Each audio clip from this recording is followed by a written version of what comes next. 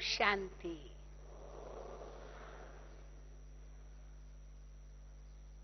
बहुत सुंदर विषय हमें दिया गया है।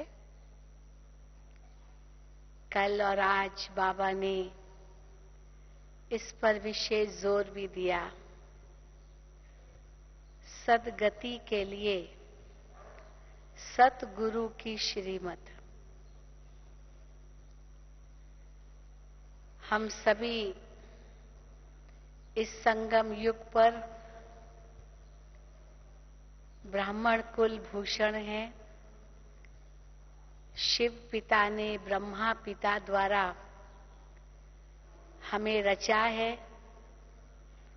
एक नया ईश्वरीय जन्म हमने लिया है और उनकी आज्ञाओं पर हम चल रहे हैं। शिव पिता ब्रह्मा बाबा के द्वारा हमें श्रीमत दे रहे हैं, चाहे साकार रूप में दी, चाहे अव्यक्त रूप में अभी भी दे रहे हैं। और इसके पीछे क्या लक्ष्य है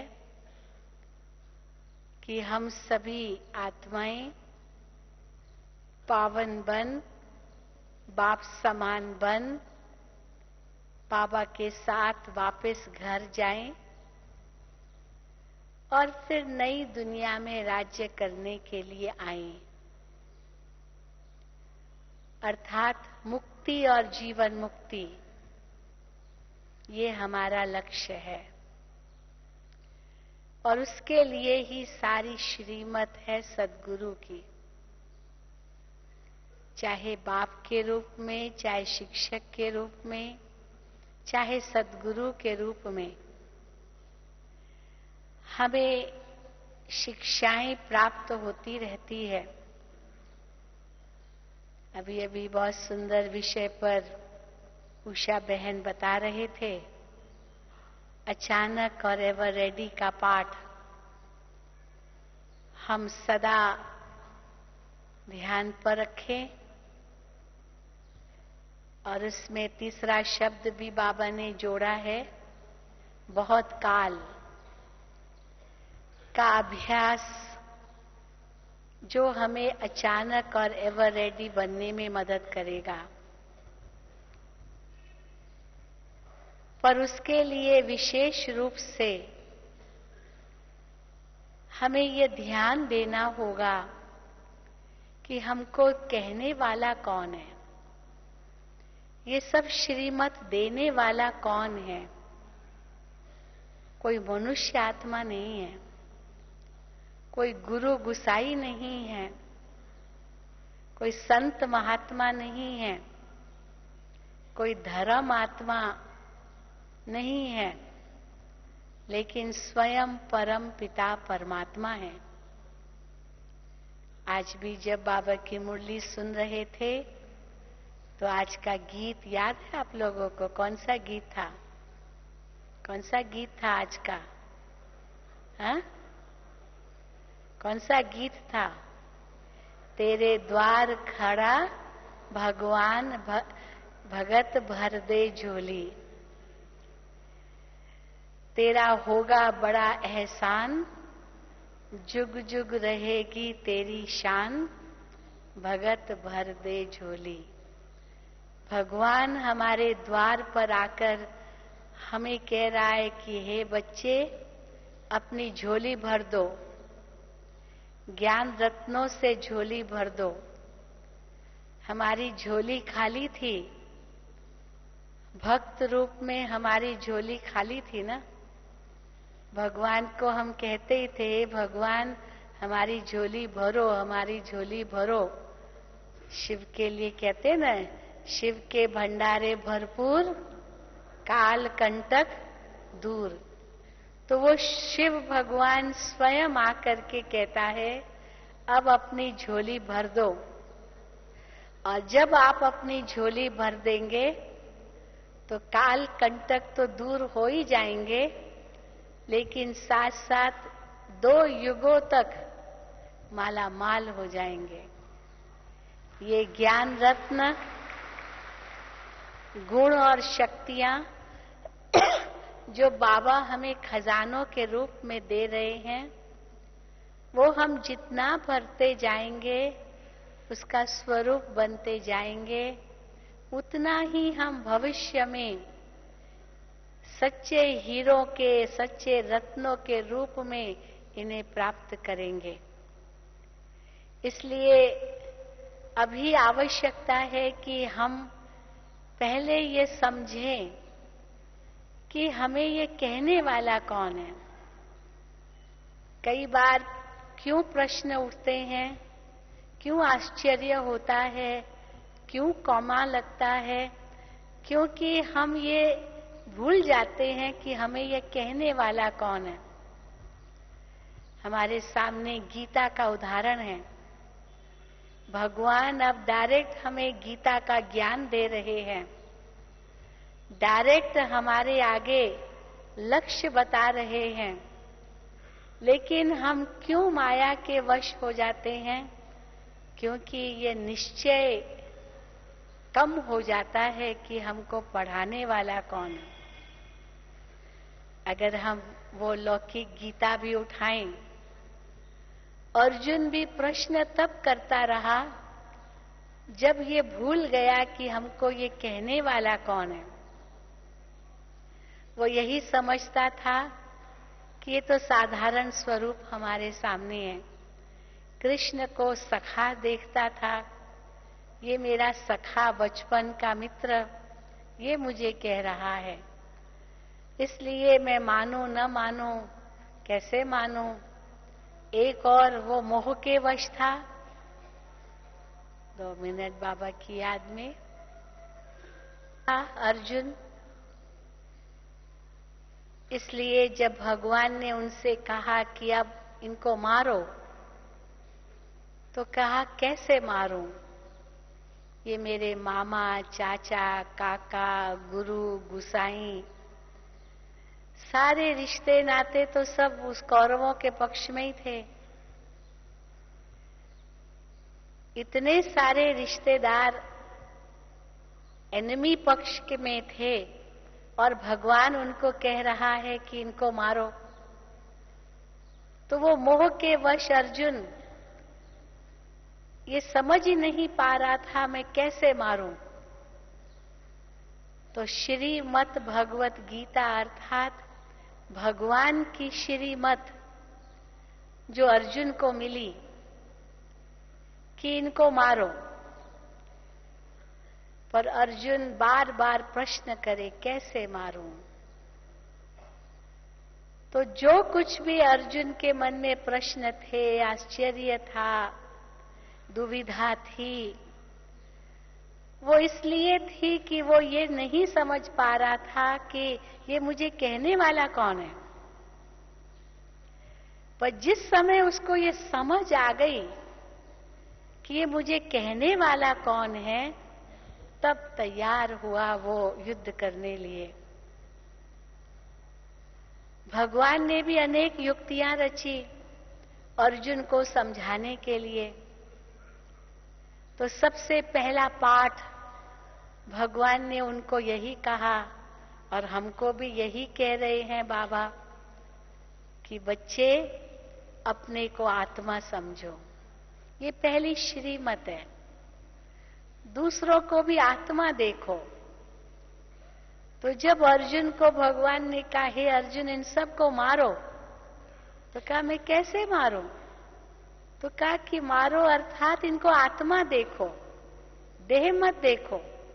आत्मा तो अजर अमर अविनाशी है, आत्मा तो कभी मरती नहीं है।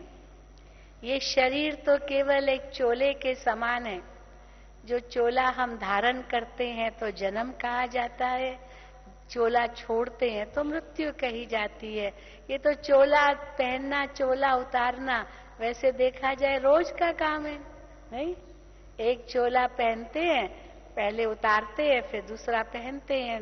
सवेरे स्नान करने जाते हैं, ताजा चोला लेकर के जाते हैं, स्नान करने से पहले पुराना मैला चोला उतारते हैं, स्नान करके नया चोला पहनते हैं। इसमें दुख की क्या बात है?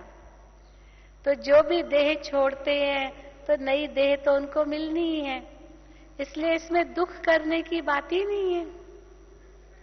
कितना सहज करके भगवान ने दिया। तो ये पहली श्रीमत है कि अपने को भी आत्मा समझो और दूसरे को भी आत्मा देखो। कल भी बाबा की मुरली, जो संडे की मुरली थी, 3 बिंदी की बात, उसमें 3 बिंदी में पहली 2 बिंदी कहा, क्या कहा? खुद भी आत्मा समझो, आत्मा देखो और दूसरे को भी आत्मा देखो। ये पहली श्रीमत है। ब्रह्मा बाबा ने इस श्रीमत का 1 सेकंड में पालन किया। कैसे पालन किया? जैसे ही शिव बाबा ने ब्रह्मा तन में प्रवेश किया और उसको ये ज्ञान दिया कि तुम आत्मा हो, तो ब्रह्मा बाबा को नशा चढ़ गया, मैं आत्मा हूं, मैं आत्मा हूं। बाबा की हिस्ट्री में आप सुनते होंगे ना, इतना नशा चढ़ गया बाबा को, जो बाबा दीवारों पर लिखता रहा, मैं आत्मा हूं, मैं आत्मा हूं, मैं आत्मा हूं। यहां तक कि अपने घर वालों को भी आत्मा समझे, दृष्टि रखे, तो दीवारों पर लिखता रहा। यशोदा बाबा की लौकिक युगल थी, तो बाबा लिखता रहा दीवारों पर, यशोदा आत्मा है, यशोदा आत्मा है, यशोदा आत्मा है। ये पुरुषार्थ के अंदर ही अंदर। बाबा की लौकिक बहू का नाम राधिका था, राधिका आत्मा है, राधिका आत्मा है, बस लिखता गया दीवारों पर। लोग समझते थे क्या हो गया इनको, बाबा को आत्मा है, आत्मा है, रट लगाए बैठा है। लेकिन ये पहले श्रीमत भगवान की उनको मिली। तो पहला अर्जुन कौन? जो ओटे सो अर्जुन। तो वास्तव में ब्रह्मा बाबा अर्जुन बने। वैसे तो गीता शास्त्र में बताए कि अर्जुन को तो प्रश्न उठे, कैसे, क्यों? तो भगवान शिक्षा देता रहा।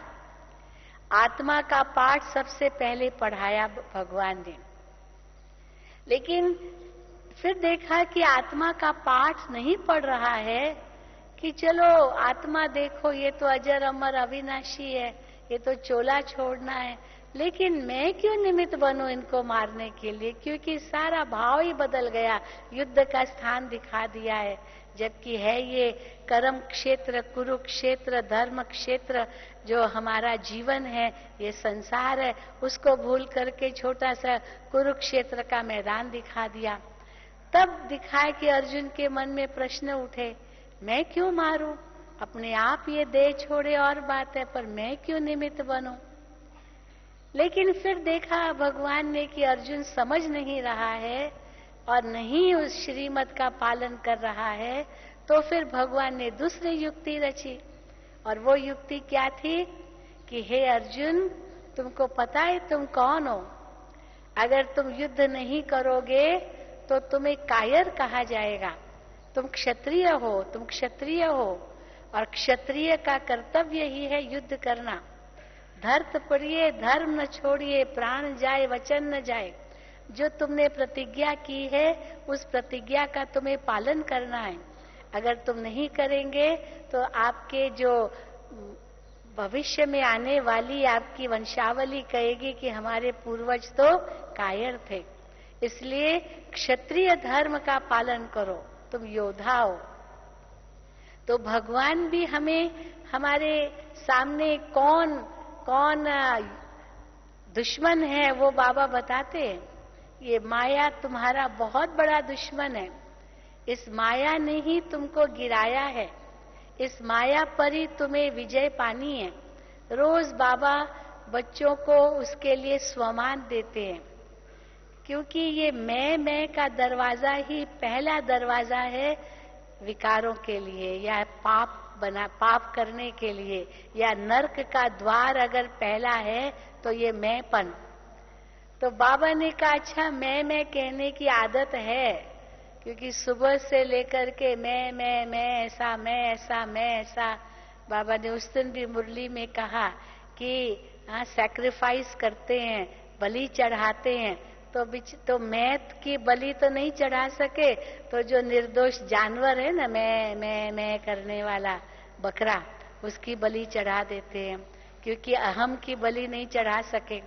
तो मैं शरीर नहीं हूं, मैं आत्मा हूं। ये निश्चय करना एक बहुत बड़ा निश्चय है। माया पर जीत पाने के लिए ये बहुत बड़ा निश्चय है। फिर बाबा कहते अच्छा मैं, चलो नहीं भूल सकते हो तो याद करो कौन मैं, तो फिर मैं आत्मा। फिर याद करो मैं कैसी आत्मा, तो फिर आज भी बाबा ने मुरली में कहा अपने स्वमान को याद करो। आत्मा तो हूं, पर मैं आत्मा हूं, मैं आत्मा हूं केवल कहने से इतना नशा नहीं चढ़ता है। फिर मैं कैसी आत्मा हूं, तो भगवान ने कितने स्वमान दिए हैं हमें। तो मैं आत्मा शांत स्वरूप हूं, प्रेम स्वरूप हूं, आनंद स्वरूप हूं। ये तो आत्मा के 7 गुण सदा याद रखो, ये तो स्वमान है ही। फिर उसके बाद के जो स्वमान है, मैं विश्व कल्याणकारी हूं, मास्टर ज्ञान सागर हूं। भगवान के टाइटल भी भगवान हम बच्चों को दे रहे हैं। बाबा कहते मेरे पास जो कुछ है मैं सब कुछ बच्चों को दे रहा हूं, खुद खाली हो जाता हूं, ज्ञान को खाली कर देता हूं, अपने अंदर से बच्चों को भर देता हूं। तो इतना भगवान हमको हमारे स्वमान में हमको टिकाते हैं, ताकि हमें वो नशा चढ़े कि हम कौन है, जिसके आधार से हम माया पर जीत पा सकते हैं। तो जब अर्जुन को कहा तुम क्षत्रिय हो, मानो कि ये स्वमान उसको दिलाया, तुम कौन हो, तुम कैसी आत्मा हो, पहचानो अपने आप को। लेकिन फिर देखा अर्जुन फिर भी चाहे क्षत्रिय हूं तो क्या, स्वमान भी भूल गया और कहा कि चलो कुछ भी हो जाए मैं नहीं मारूंगा, कोई बात नहीं, मैं कैसे निमित्त बनूं मारने के लिए। सारी बात का कारण था वो मोह के वश था। तो हम सब आत्माएं भी जब मोह के वश हो जाती है तो बाबा की बातों पर प्रश्न चिन्ह लगाते हैं। बाबा आप कहते तो है ये कैसे होगा, कैसे होगा बाबा। फिर बाबा कहते, आज भी बाबा ने कहा देह से देह के सब धर्मों को छोड़ो, देह से देह के सब संबंधों को भूलो। बच्चे कहते बाबा कैसे भूले, मेरे बच्चे, मेरा फलाना, मेरा फलाना, मेरा फलाना कैसे भूले। तो बाबा कहते अपने स्वमान को याद करो, मेरे साथ फिर सर्व संबंध जोड़ो।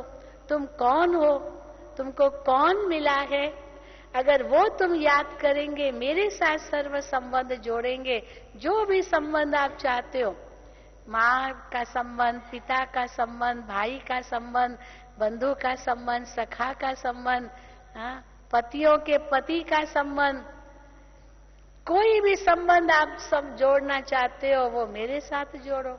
मैं बहुरूपी बन जाऊंगा, आपके साथ सर्व संबंध निभाऊंगा, बच्चा भी बन जाऊंगा। आजकल के बच्चे भी कहाँ तक माँ बाप की पालना करेंगे, कहाँ तक कुल्हे पर चढ़ाएंगे। अंत में तो कुल्हा देना होता है। पता नहीं बाप मर गया, बेटा अमेरिका में बैठा है, कहता मैं नहीं आ सकता। बाप मर गया तो भी नहीं आ सकता अमेरिका से। कहाँ कंधे पर चढ़ा सकते, कहाँ अग्नि संस्कार कर सकेंगे, आ ही नहीं सकता है। तो वो जो पिता का ऋण है वो भी पूरा नहीं कर पाएगा, पिता प्रति जो ऋण है। लेकिन भगवान कहता है मैं तुम्हारी सब आशाओं को पूर्ण करूंगा, तुम्हारा बच्चा भी बन जाऊंगा। तुम करके तो देखो, सब संबंध मेरे से जोड़ के तो देखो। लेकिन हम डरते हैं, पता नहीं पता नहीं पता नहीं, इसलिए श्रीमत का पालन करना मुश्किल लगता है। परंतु जैसे बाबा कहते धत पड़िए, धर्म छोड़िए, प्राण जाए वचन न जाए, ये भगवान की हम बच्चों को श्रीमत है। बच्चे, बाबा कहते बच्चे पवित्र बनो, पवित्रता का धर्म है। कुछ भी हो जाए, मरना पड़े उसके लिए, लेकिन मैं पवित्रता का धर्म पालन जरूर करूंगा, करूंगी। कुछ भी करना पड़े, सारा संसार मेरा चला जाए, कोई बात नहीं। ये इतना बड़ा निश्चय और नशा है जो भगवान हमको श्रीमत देते हैं कि कुछ भी हो जाए, चाहे शरीर भी त्यागना पड़े, कोई बात नहीं, पर आत्मा को दाग न लगे। ये इतनी बड़ी कसौटी है, निश्चय और नशे की कसौटी। तो ये श्रीमत कौन दे रहा है? भगवान हमको दे रहा है, कोई मनुष्य नहीं दे रहा है। परंतु अर्जुन भूल गया क्योंकि मोह के वश था। फिर भगवान ने तीसरी युक्ति रची, गीता अगर आप पढ़ेंगे ना कैसे नंबर वार है इसमें युक्तियां। फिर तीसरी युक्ति रची, हे अर्जुन तुम विजयी हो, तुम विजयी हो, तुम विजयी हो, पहचानो अपने आप को, तुम वो विजयी हो। विजय तुम्हारा जन्म सिद्ध अधिकार है, तुमने हर कल्प कल्प में विजय प्राप्त की है। याद करो अपने आप, अपने विजय को, तुम्हारी कभी हार हो ही नहीं सकती है। तुम स्वर्ग के अधिकारी हो, स्वर्ग तुम्हारा स्वराज्य है, तुम्हारा अधिकार है, तुम विश्व के मालिक बनने वाले हो। इतना नशा चढ़ाया भगवान ने। तुम विजयी हो, इसीलिए तुम युद्ध करो, बस निमित्त मात्र युद्ध करो। कल्प कल्प के तुम विजयी हो, हर कल्प में तुमने विजय पाई है, इसलिए ये निश्चय और नशा रखो, बस निमित्त मात्र हथियार चलाओ और युद्ध करो। अर्जुन कहता है ऐसा स्वर्ग हमको चाहिए ही नहीं।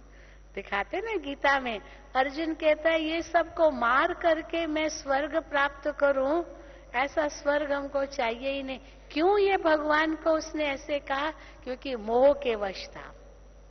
मोह के वश होने के कारण वो स्वर्ग को भी तिलांजलि देना चाहता था, क्योंकि कैसे मारूं, कैसे मारूं। फिर भगवान ने देखा ये तो स्वर्ग भी नहीं चाहता है, अब मैं चौथी युक्ति क्या रचूं? तो चौथी युक्ति क्या रची? उनको साक्षात्कार करा दिया कि देखो ये सब मरे पड़े हैं। शमशान दिखा दिया, सब मरे पड़े हैं, सब इनकी मौत तो निश्चित है, तुम नहीं मारोगे, ये तो मरे ही पड़े हैं। सिर्फ बस निमित्त मात्र, क्योंकि आपको फल तब मिलेगा जब कुछ कर्म किया। ये क्योंकि ये कर्म क्षेत्र है, बिना बीज डाले आपको फल कैसे मिलेगा? तो निमित्त मात्र कर्म तो करना पड़ेगा ना। अर्जुन को पहले ही भगवान ने ये तो कह दिया कि मैं युद्ध नहीं करूंगा, मैं तुम्हें केवल डायरेक्शन दूंगा, आपको राय देता रहूंगा, श्रीमत देता रहूंगा, करना तुमको है, युद्ध करना तुमको है, तीर कमान चलाना तुमको है, मैं नहीं चलाऊंगा। अब जब चौथी बात कही कि हे अर्जुन ये सब मरे पड़े हैं, इनकी मौत निश्चित है, अर्जुन को और दुख हो गया, हाय मेरे कारण ये सब मर जाएंगे, हा? मैं निमित्त बनूंगा मारने के। लेकिन भगवान ने कहा तुम नहीं निमित्त बनोगे, ये तो पहले से ही मर चुके हैं। हम देख रहे हैं दुनिया का हाल, सचमुच आज कहाँ है, कल क्या हो रहा है। जापान की बहनें हमारे पास मधुबन में हैं, 8-10 बहनें मधुबन में है जापान की, और यहाँ उन्होंने समाचार सुना कि जापान के अंदर इतना भूकंप आया, इतनी सुनामी आई, और सारा जैसे 2 शहर के शहर तबाह हो गए। जब दूसरा विश्व युद्ध हुआ था तो अमेरिका ने जापान के 2 शहरों पर बम गिराया था, हिरोशिमा नागासाकी पर। वो पूरे के पूरे 2 शहर तबाह हो गए थे। और बाबा ने उस समय कहा था, बच्चे ये तो रिहर्सल है, ये तो रिहर्सल है, अभी फाइनल तो आने वाला है। तो अभी जापान के ऊपर दूसरी ग्रहचारी आई और 2 शहर जापान के जो सागर के किनारे पर थे वो पूरे के पूरे तबाह हो गए हैं, खत्म। वहां पर न्यूक्लियर रिएक्टर्स हैं बहुत बड़े बड़े, जहां से बिजली का उत्पादन होता है, वो भी नष्ट हो गए, और वहां से रेडियो एक्टिविटी फैल रही है। पूरे परमाणु यंत्र जो लगे हुए हैं वहां से पूरा वो ये जो रेडियो एक्टिविटी की किरणें फैल रही है, इतना वहां चिंता लगी हुई है, क्योंकि ये धर्मी जो किरणें हैं अगर ये खाने में जाएगी, पानी में जाएगी, फलों में जाएगी, हवा में जाएगी, मानो जो उसका श्वास लेंगे, जो खाएंगे, सब मरेंगे। इतनी चिंता लग गई है, भारत वालों को चिंता लग गई है कि हम अमेरिका के सहयोग से और ये यंत्र बना रहे हैं, न्यूक्लियर पावर प्लांट्स बना रहे हैं बिजली के उत्पादन के लिए। अचानक भूकंप हुआ, अचानक कुछ हुआ, सुनामी हुआ, और ये सब फैल जाएंगे तो क्या होगा।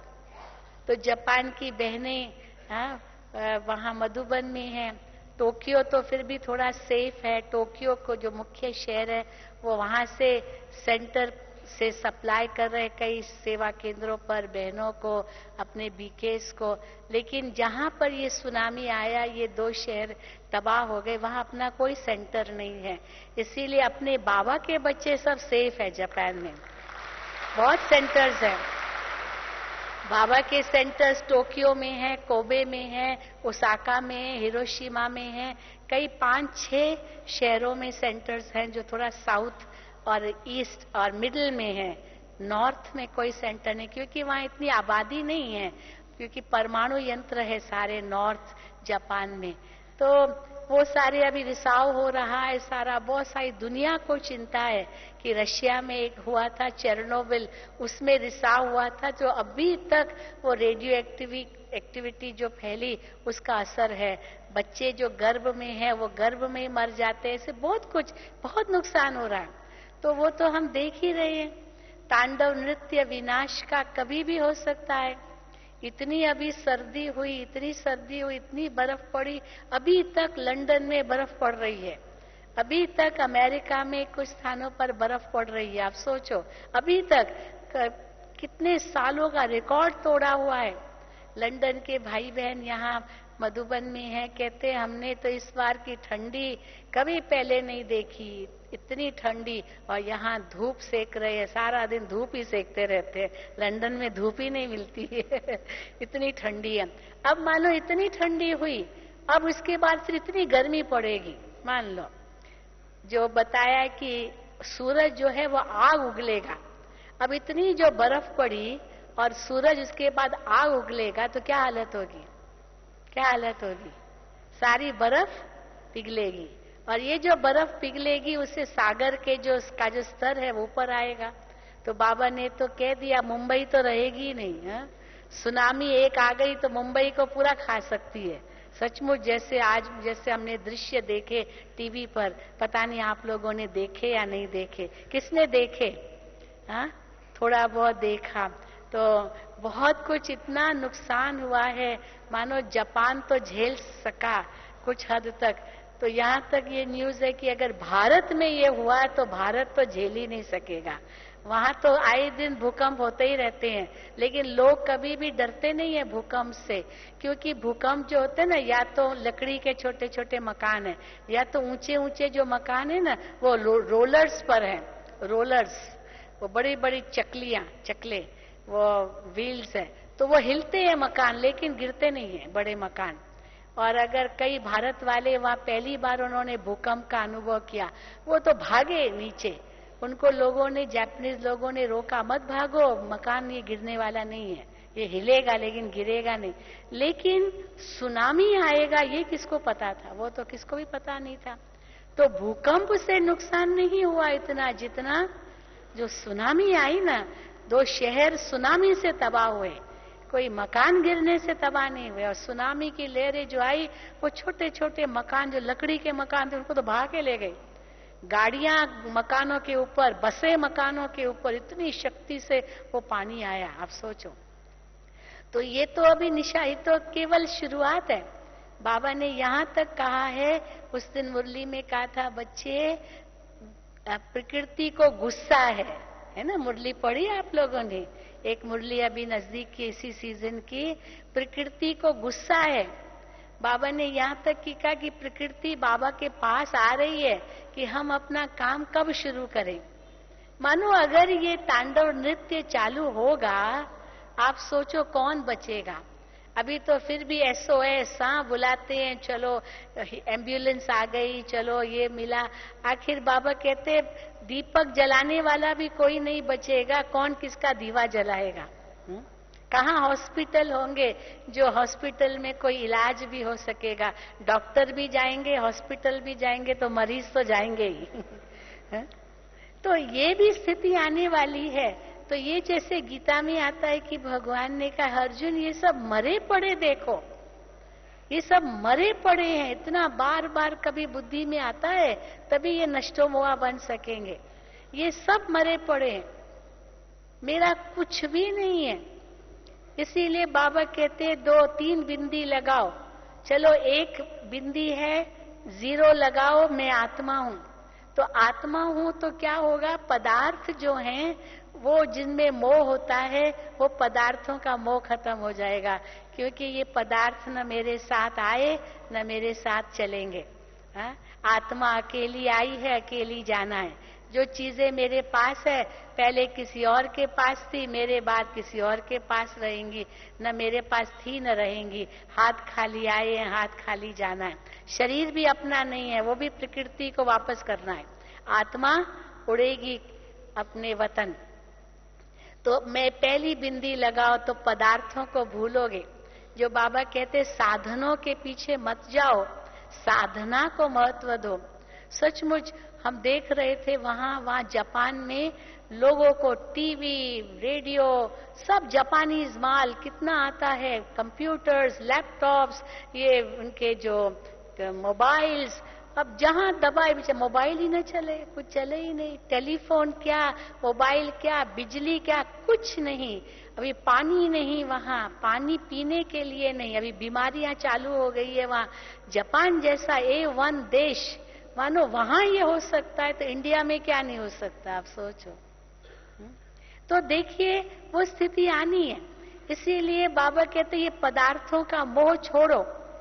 आजकल तो हम देखते हैं मोबाइल जैसे उनका दूसरा एक खिलौना हो गया है। खाना मिले न मिले मोबाइल चाहिए, खाना मिले न मिले टीवी चाहिए। और एक दिन ये सब धोखा देंगे, सब धोखा देंगे, देखना।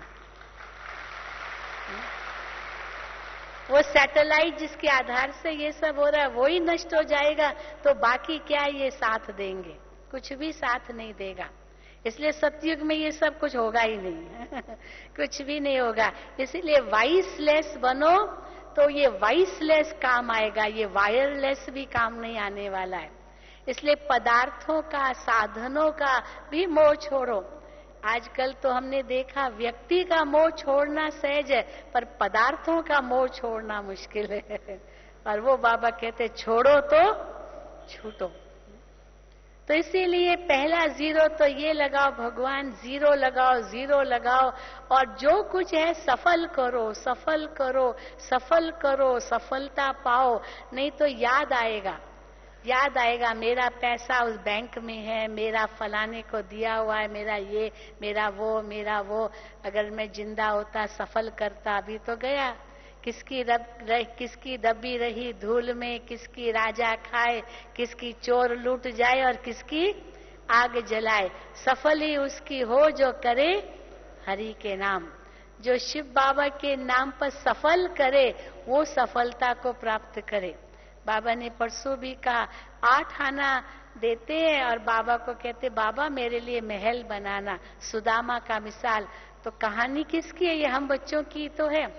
बाबा बहुत बड़े बड़े करोड़पति, अरबपति, पद्मपतियों का लेंगे ही नहीं। अंत में जो आएंगे ना कहेंगे भगवान हमारा सफल करो, भगवान कहेगा मैं चाहिए ही नहीं। तो किसका सफल करते हैं? किसका सफल करते हैं? हम गरीबों का। एक पैसा देते हैं, महल लेते हैं। सुदामा तो हम ही है ना। तो ये पद्मपति हमारे पास आएंगे ही कहाँ, अंत में आएंगे। राजाएं महाराजाएं आएंगे। बाबा कहते अंत में 2 प्रकार के लोग आए, समझो अभी अंत नजदीक है।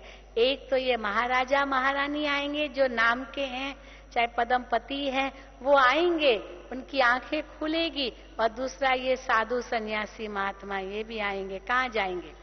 यहाँ तक कि बाबा कहते धर्म पिताओं की आत्माएं भी आएंगी, क्योंकि बाबा से उनको अंजलि लेनी है अगले कल्प में धर्म की स्थापना करने के लिए। अभी वो तमो प्रधान स्थिति में आ गए हैं। इसीलिए मानो कि पदार्थों का मोह भी छोड़ना है, व्यक्तियों का मोह भी छोड़ना है। इसलिए दूसरा जीरो लगाओ, बाबा से सर्व संबंध जोड़ो। तो मैं के बजाय और मेरा वो मेरा भी छोड़ो। अगर मेरा कहने की इच्छा भी है तो मेरा शिव बाबा, मेरा तो एक शिव बाबा, दूसरा न कोई। ये सबको पक्का है ना? मेरा तो एक शिव बाबा, दूसरा न कोई। बस यही सदा गीत गाते रहो तो देखो बाबा करन करावन हार कैसे भी किसके द्वारा भी करा लेगा। अपने पराये हो जाएंगे और पराये अपने हो जाएंगे। ये सब वंडरफुल खेल हम देख रहे हैं। तो इसीलिए बाबा से सर्व संबंध है। लेकिन बाबा से सर्व संबंध का अर्थ ये नहीं समझो बस मैं हाथ पर हाथ धर के बैठूं, बाबा कराएगा, बाबा कराएगा, बाबा कराएगा। ये भी फिर अंधश्रद्धा हो जाएगी। हाँ, भगवान ने कहा मैं कुछ नहीं करूंगा, करना तुमको ही है, युद्ध तुमको करनी है। भगवान तीर कमान नहीं चलाएगा, कर्म तो मेरा होना ही है ना। वो कहानी सुनाते ना, एक व्यक्ति भगवान के भरोसे बैठा था। अब भगवान के भरोसे बैठा, अनाउंसमेंट हुई कि अभी ये यहाँ बाढ़ आनी है, खाली करो, खाली करो, खाली करो। अब वो एक व्यक्ति कहता है भगवान भरोसे, भगवान को मुझे कराना होगा, भगवान बचाएगा, भगवान बचाएगा, भगवान बचाएगा। तो बैठ गया, कुछ किया ही नहीं।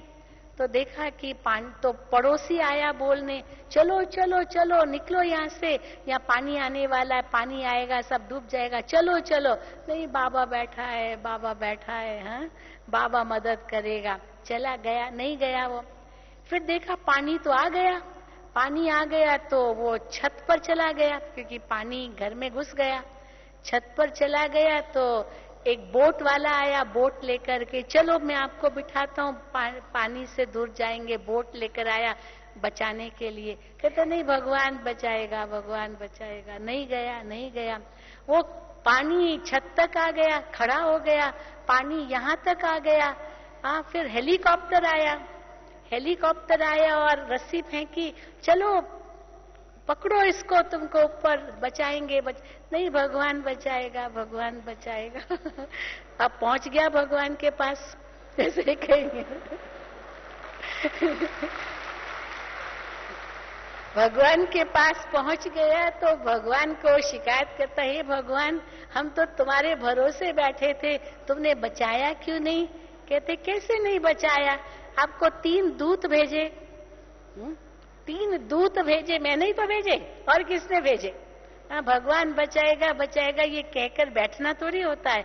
वो 3 दूत भेजे, एक पड़ोसी भेजा, फिर वो बोट वाला भेजा, फिर तीसरा वो हेलीकॉप्टर वाला भेजा। ये मैंने ही तो तुम्हारे पास भेजे थे। उनको टच किया कि जाओ मेरा भगत बैठा है, मुझे याद कर रहा है, और तुमने समझा ही नहीं। अब समझा ही नहीं तो हो गया पूरा काम तमाम, और क्या होगा। लेकिन यानी कहने का भाव है कि कैसे बाबा की मदद जरूर है, लेकिन अपनी हिम्मत भी तो है ना। अपनी हिम्मत के बिना मदद कहाँ से मिलेगी, बाबा की भी। लेकिन सब संबंध मेरे बाबा से है, ये निश्चय और नशा बहुत जरूरी है। और हर वक्त उसकी याद हो, हर वक्त जो बाबा कहते हैं, दे से दे के सब धर्मों को भूलो, मेरी शरण में आओ। तो मेरी शरण में आओ माना मुझे पहचानो, मुझे याद को। तुमको ये कहने वाला कौन? तो अंत में कोई अगर देहधारी याद आया तो फिर वो अधिकार नहीं मिलेगा। तो कई बार वस्तु याद आती है, कई बार व्यक्ति याद आते हैं, कई बार घटनाएं याद आती है। हाँ, एक माता थी, अंतिम घड़ी है उसकी, बस मरनासन है, और रो रही है, रो रही है, रो रही है। डॉक्टर ने जवाब दे दिया, रो रही है। भाई रो क्यों रही हो? भगवान को याद करो, भगवान को याद करो। लेकिन रो इसीलिए रही थी क्योंकि सारे जीवन की बातें उसके सामने आ गई, और कितना दुख उसको मिला। बच्चों से दुख मिला, पति से दुख मिला, सास से दुख मिला, पड़ोसी से दुख मिला, ये दुख मिला, दुख मिला, दुख मिला। वो दुखों को याद कर रही है, ये दुख मिला। अरे भाई पूरा हुआ ना, वो तो पूरा हो गया, अभी क्यों याद कर? अभी तो भगवान को याद करो ना। लेकिन भगवान को याद करने की फुर्सत ही कहाँ है, वो बीती बातें याद आ रही है। इसीलिए बाबा हमको क्या श्रीमत देते हैं? तीसरी बिंदी कौन सी? हाँ? ड्रामा। तो जब ड्रामा की बिंदी हम लगाते हैं तो न हमें प्रश्न उठते हैं, न आश्चर्य होता है, न हमें दुख होता है, न कोई चिंता होती है, न डर होता है। देह छोड़ने का भी डर नहीं, तैयार है बाबा, हम बैठे हैं। हाँ, आत्मा बाबा के साथ ही है, कहाँ बाबा से दूर तो है नहीं। तो इसीलिए 1 सेकंड में आत्मा पंछी है ना, आत्मा पंछी, तो पंछी को तो किसी की परवाह ही नहीं है, उड़ जाएगी, उड़ जाएगा पंछी। एक कहावत है कि पंछी डाल पर बैठा है और डाली बहुत हिल रही है, लेकिन कौन से पंछी को डर लगेगा डाली के हिलने से?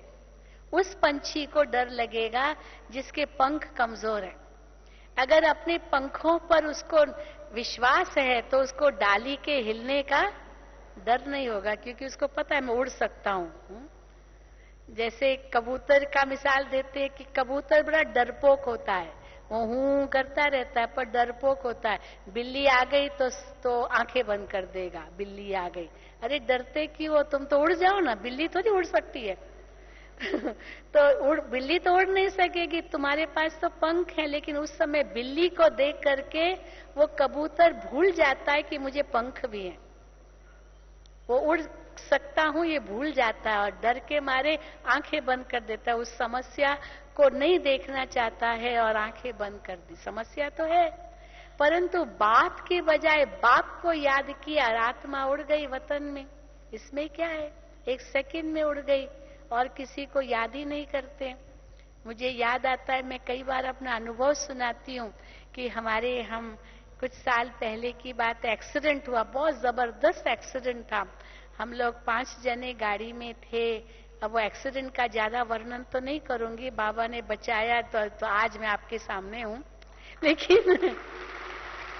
लेकिन वो जो एक्सीडेंट हुआ उसमें कोई व्यक्ति था सामने, उसको बचाने के लिए वो गिरा, उसको वो ठोकर तो लगी और फिर ड्राइवर ने उसको वो घुमाने की कोशिश की, एक्सल टूट गई, ब्रेक फेल हो गई, पता नहीं क्या क्या हुआ, बहुत कुछ हुआ। और सामने से पिलर था, वो पिलर को लग सकती थी गाड़ी, या खाई थी, खाई में गिर सकती थी। दोनों ऑप्शंस थे, पिलर को लगती तो भी खत्म, खाई में गिरती तो भी खत्म। उस समय मुझे संकल्प आया, बाबा मैं आ रही हूँ। ऐसा संकल्प किया, बाबा मैं आ रही हूँ, और कोई याद नहीं। ये हमने अपनी परीक्षा भी ली। सचमुच उस समय दिल का धड़कना भी बंद हो गया, वो 2 घड़ी के लिए अनुभव हुआ। एकदम अशरीरी बन गई, बिल्कुल लाइट हो गई, और एकदम जैसे लाइट हो गई। और फिर आंख खोलूं तो देखो अभी तक तो जिंदा हूं। और क्या हुआ कि वो जो गाड़ी थी, कैसे बाबा ने बचाया हम सबको। न वो पिलर को जाके लगी और न ही कोई खाई में गिरी, वहां झाड़ियां थी, कहां से आ गई वो होगी, वो झाड़ियों में जाकर के लेट गई, बस बच गए, सबके सब बच गए, कुछ भी नहीं हुआ। मानो बिल्कुल जैसे बाबा ने अपनी गोद में ले लिया हम सबको। इतना उस समय बाबा की याद के गीत बज रहे थे और कुछ नहीं कर रहे थे, तो बाबा की याद में थे हम सभी, जो भी बाबा के बच्चे ही थे उस गाड़ी में। तो देखो अब उस समय पर वो अनुभव मुझे कभी भूलता नहीं कि एक सेकंड में बाबा के सिवाय और कोई याद नहीं आया। तो इसी प्रकार बाबा हम बच्चों को कहते हैं, उस समय जैसे ये 3 बिंदु लगाई, और आत्मा तो है ही पंछी। आत्मा को क्या कहते, पंछी और परदेसी कहते। पंछी और परदेसी किसी के मीत नहीं होते। हाँ? परदेसी से कभी प्रीत नहीं रखना, क्योंकि एक दिन उसको जाना पड़ेगा। परदेसी है ना, वीजा खत्म हो जाएगी तो क्या होगा, रहेगा कैसे आपके देश में। और तो पंछी से भी प्रीत नहीं रखना। अगर पंछी से प्रीत रखी और उसको पिंजरे में रखा, प्रीत रखी तो पिंजरे में रखेंगे, हाँ ऐसे तो नहीं रखेंगे। और एक दिन अगर भूल से पिंजरा खुला रह गया तो उड़ जाएगा। वो क्यों आपके पिंजरे में कैद रहेगा, उसको तो पंख है, उसका घर तो आकाश है, न कि पिंजरा। इसीलिए आत्मा भी क्या है, पंछी और परदेसी। आत्मा का सबसे पहला गुण है स्वतंत्रता। इसलिए परतंत्रता किसी को पसंद नहीं है, पर स्वतंत्रता के नाम पर आज स्वच्छंदता हो रही है। हाँ मैं स्वतंत्र हूं, मैं जो चाहूं सो करूं, जो चाहूं सो करूं, पर जो चाहूं सो करूं उसके कारण इंद्रियों के वश होता जा रहा है, इंद्रियों के वश। और ये इंद्रियों के वश जो हो रहे हैं वही विनाश काले विपरीत बुद्धि है। तो इसीलिए बाबा हम बच्चों को साधनों से भी ऊपर ले जा रहे हैं। साधना में रहो, सब संबंध मेरे साथ जोड़ो, जो है सफल करो, श्वास संकल्प शक्ति समय सफल करो, सफल करो, सफल करो। एक घड़ी भी आपकी असफल न हो, व्यर्थ न हो। एक सेकंड, बाबा की उस दिन मुरली में था, शायद स्लोगन था, एक सेकंड संगम युग का कितने समय के बराबर है? एक साल के बराबर है। कहाँ एक साल और कहाँ एक सेकंड। तो कितना महत्व है इस एक सेकंड का भी संगम युग का। अब ये सब सदगति के लिए श्रीमत है भगवान की हम बच्चों को।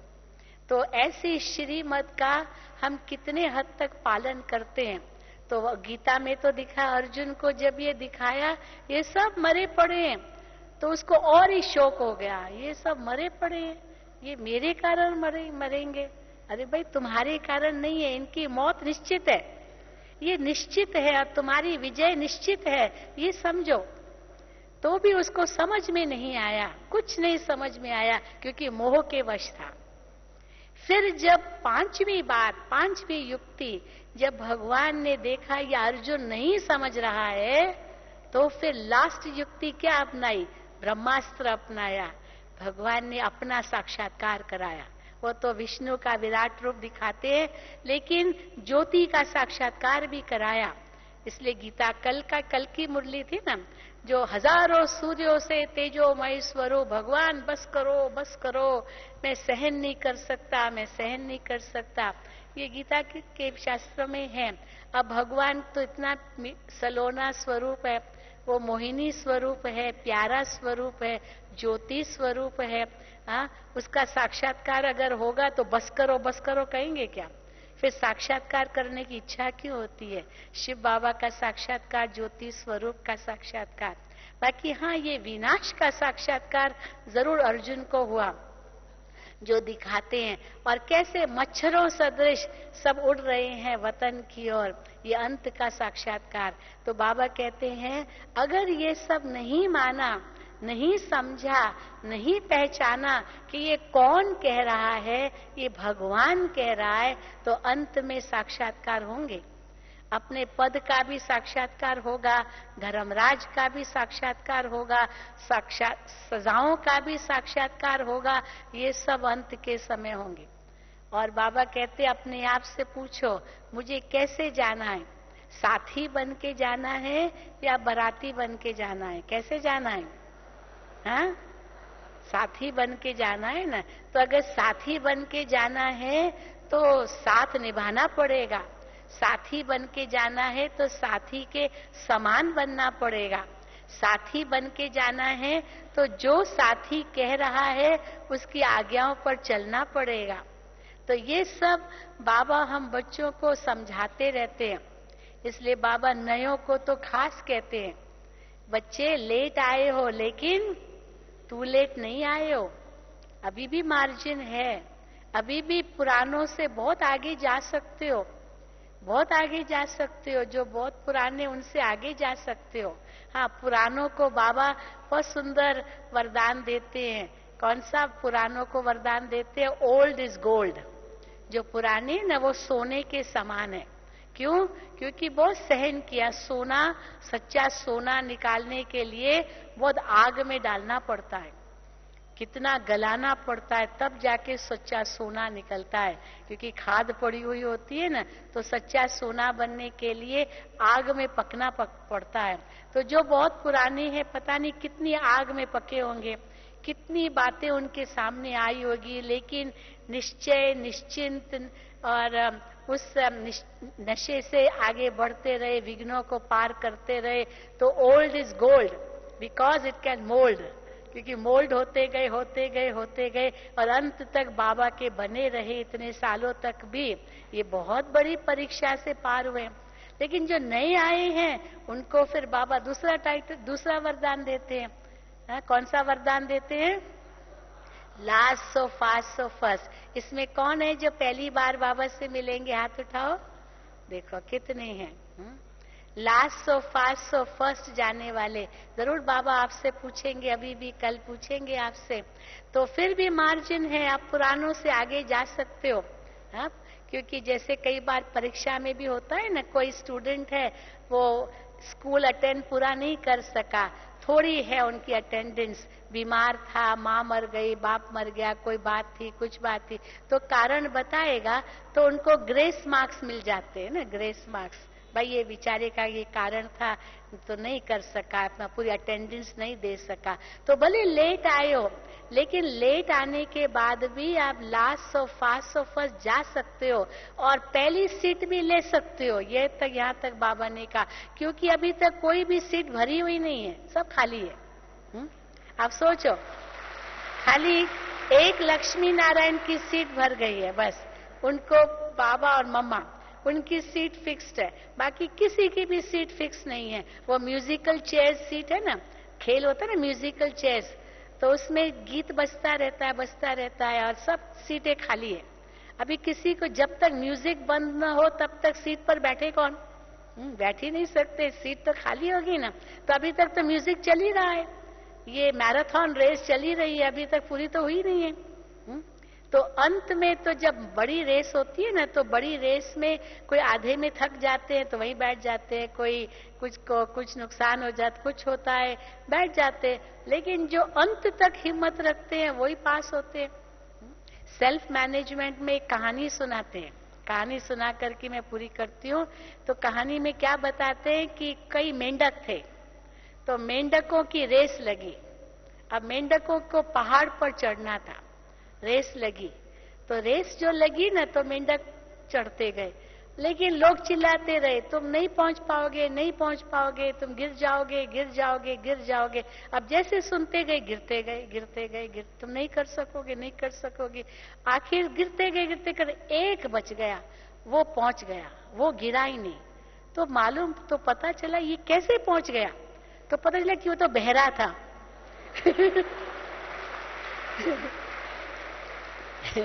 वो बहरा था, उसने किसी का सुना ही नहीं, अगर सुनता तो शायद वो भी गिर जाता। तो इसीलिए बाबा कहते हैं, hear no evil, see no evil, talk no evil, do no evil and think no evil. क्योंकि सुनेंगे, देखेंगे, बोलेंगे तो फिर सोचेंगे और करेंगे भी, तो ये सब नहीं होगा तो सोचेंगे भी नहीं। भगवान जो हमें कह रहा है, आत्मा की सदगति के लिए जो भगवान श्रीमत दे रहा है, मुझे उसका पालन करना है, तो क्या होगा? आत्मा की गति सदगति हो ही जाएगी, हो ही जाएगी, हो ही जाएगी। ओम शांति।